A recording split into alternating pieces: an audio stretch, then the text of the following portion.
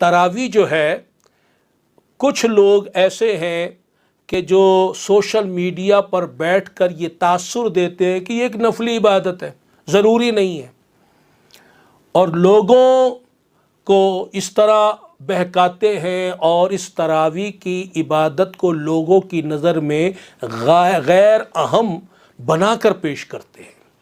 سن لیجئے، فقہی طور پر فرض اور واجب کے بعد جتنی عبادات ہیں ان کو اجتماعی لحاظ سے نفل میں ہی شمار کیا جاتا ہے، ان کو نفل میں شمار کیا جاتا ہے۔ نفلی عبادات کہہ دی، جیسے فرض عبادت اور نفلی عبادت۔ تو اب جو فرض عبادات ہے وہ فرض نفلی عبادات۔ اب نفلی عبادات میں بھی درجے ہیں، کچھ عبادات وہ ہیں جو سنت مؤکدہ کہلاتے ہیں، کچھ عبادات وہ ہیں جو سنت غیر مؤکدہ کہلاتی ہیں، کچھ عبادات وہ ہیں جو مستحب کہلاتی ہیں۔ ہر ایک کے اپنے اپنے احکام ہیں۔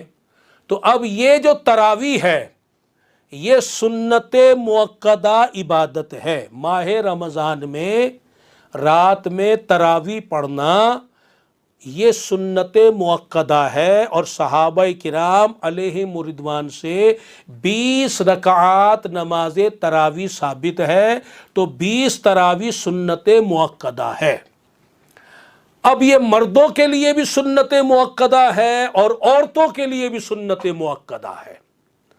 اب یہ الگ بات ہے کہ مردوں کے لیے ایک جماعت کا اہتمام مساجد میں ہوتا ہے، اور عورتیں جس طرح دیگر نمازیں اپنے گھروں میں پڑھتی ہیں تو یہ تراویح کی سنت بھی گھر میں ادا کرتی ہیں۔ اور خواتین کی تو ایک بڑی تعداد ہے کہ جو تراویح پڑھتی ہی نہیں ہے، وہ شاید یہ سمجھتی ہے کہ یہ مردوں کا کام ہے، حالانکہ ایسی بات نہیں۔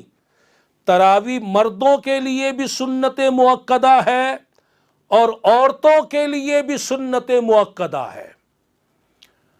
جماعت کا حکم الگ ہے وہ مردوں کے لیے، لیکن حکم جو ہے سنت مؤکدہ ہے، مردوں کے لیے بھی عورتوں کے لیے بھی۔ اور سنت مؤکدہ کا کیا معنی کہ اگر کبھی کبھار ایک دو بار کبھی کبھار چھوٹ گئی تو یہ چھوڑنا بھی برا ہے، مکروہ ہے، بہت برا ہے، اچھا نہیں ہے۔ اور اس کے چھوڑنے کی عادت بنا لینا، مثلا 4-5 دن 8-10 دن پڑھ کے اب پڑھنا ہی نہیں، یا سارا مہینہ نہیں پڑھنا، یا اکثر نہیں پڑھنا، عادت بنا لینا چھوڑنے کی، یہ جائز نہیں، گناہ ہے۔